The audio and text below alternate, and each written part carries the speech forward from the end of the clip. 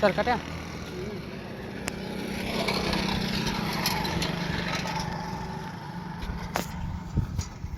इसी सैलाब का जो है ना पानी अभी देखिए इस तरह यहाँ पर मौजूद है। ये अभी हम वहाँ से अंदर से आ गए। अभी ये हमारा बोट है रस्ते का, और ये जो है ना मामलात हैं। अल्लाह तबारक व तआला करम फरमाए, अल्लाह तबारक व तआला खैर फरमाए, अल्लाह ताला सबकी हिफाजत फरमाए।